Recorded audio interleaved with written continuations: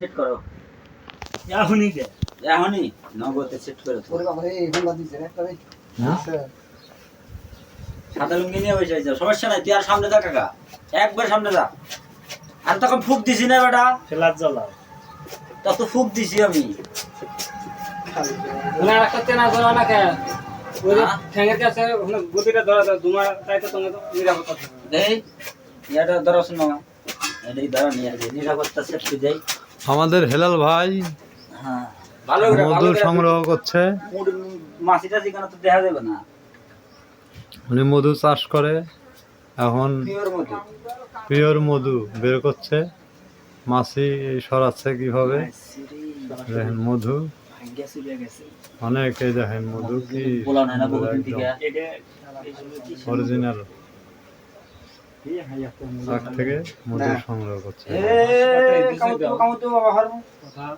এখন চালান দিছি তো চালান দেই নাই ভাই এখনো সালাম দেন না খুব দিছে দেখো না এ যা সুদা বুঝো না আমি চালান দিছি মামু আমাকে প্লেটটা দাও তো আপাতত একটা দেই দেই দেই হ্যাঁ এই বৃষ্টি রে কি সুন্দর একটা পরিবেশ, মনোরম পরিবেশ। ভালো করে ভালো করে তো কামড় দিব না তুই দেখ এখন পর ভিডিও কর সুন্দর ভাই ভিডিও কর আমি থেকে মার দৌড় বাড়ি আমরা একটা হয়ে গেছে এই ধরে জুতা হাওয়া দেয় দেখেন মধু কিভাবে মধুর পুরোল বের হয়ে গেছে ওরা হাওয়া দিয়ে এটা হলো নিবে তো অল্প আলওয়ালা নিবে তো আচ্ছা তুই জন্য বাস আবার হলো শুরু বৃষ্টি বলে কি রকম মুরগা মারতে হই দেখা বিদে যাই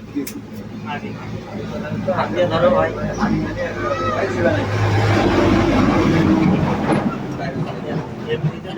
এনে তো পরে পরে খাওয়া দাওয়া পরে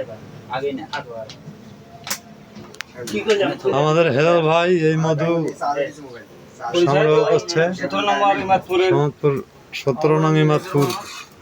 4 নম্বর ওয়ার্ডের।